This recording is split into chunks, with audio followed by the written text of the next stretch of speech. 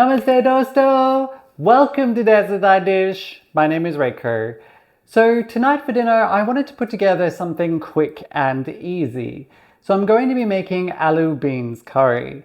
This one only requires a handful of ingredients that if you're new to Desi cooking, you can even find it probably in your local supermarket. So it combines aloo with green beans into a spicy tomato gravy that should be very, very tasty.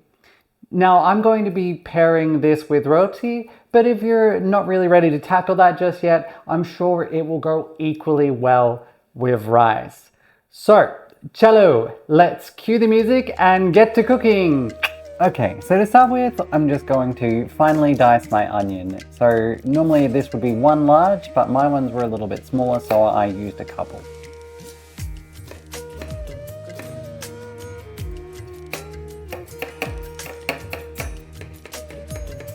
And now onto our aloo, or potato. So we need about 400 grams, which for me was 2 large white potatoes. So I'm just going to start by removing the peel, then cutting them into slices, and then cutting these into cubes. You can do larger or smaller depending on your preference, but of course the larger the pieces, the longer it will take to cook. But I find this size is perfect for picking it up in roti. Wouldn't be much of a bean curry without some beans, so I've got 400 grams of green beans here, which I'm just going to remove the ends and then chop into about 4 centimeter pieces. They can make friends with the potatoes. Now, the tomatoes. So I've got 2 medium-sized truss here, which I'm just going to remove the stalk and then finely dice.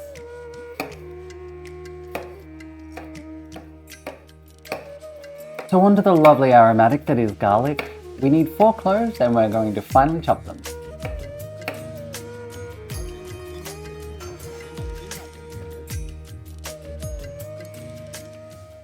Alright, with our preparation done, now we can get on to the cooking proper. So cello, let's go. Let's start by getting the right tool for the job, this trusty heirloom wooden spoon. Then over to the hot plates, down goes my saute pan. I'm going to set the heat to medium and wait for it to heat up. Then we're going to add in our oil, 1/4 cup, and let this get hot. Then in goes 1 teaspoon of cumin seeds and let these sizzle for about 20 seconds. Now add the finely chopped garlic and enjoy that lovely aroma. We only want to cook this for about 20 seconds until it gets lightly brown.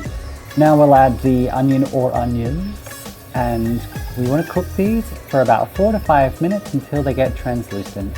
Now pour in those tomatoes and we want to cook this until they start to break down, about 5 minutes or so. At this point you should see that we've got a pretty good masala going. And now arriving precisely when they mean to, we have the potatoes and the beans. We want to cook these for about 5 minutes, make sure they get really well covered with the masala. Now to spice things up, we're going to add 1 teaspoon each of salt, chili powder, cumin powder and turmeric. Mix it well and make sure everything's well coated with the spices. We want to toast them for about 3 to 4 minutes. Now you should be seeing that we're getting this beautiful yellow and red colour into the whole dish. Alright, in goes 1/2 cup of water and we'll give everything a good mix. Once our curry has got back up to a simmer, let's reduce the heat to low. Then we're going to cover it and let it cook for, as my disembodied hands say, 10 minutes.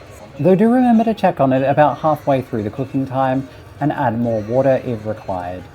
It's been 10 minutes, so let's go ahead and remove the lid, and as you can see, the water has reduced and everything's looking beautifully cooked. So let's add in 1 teaspoon of garam masala and about 5 to 6 stalks of roughly chopped coriander leaves. And you guessed it, give everything one last good mix. Off camera I tawaed up some roti, so let's plate this comforting dish. Let's see that second scoop go down in slow motion.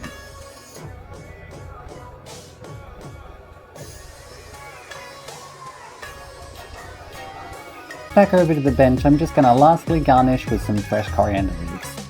This swarming meal is ready to serve.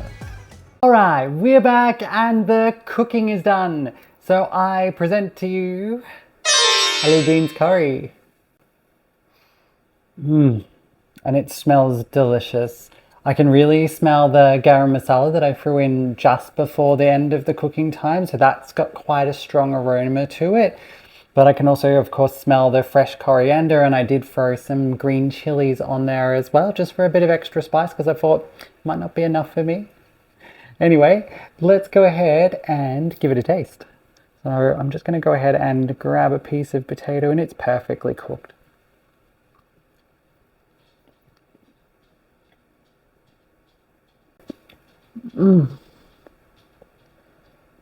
This is super simple, but oh my god, it is really delicious. So if you enjoyed this video, give it a like, and if you want to catch what dish I get up to next time, please subscribe.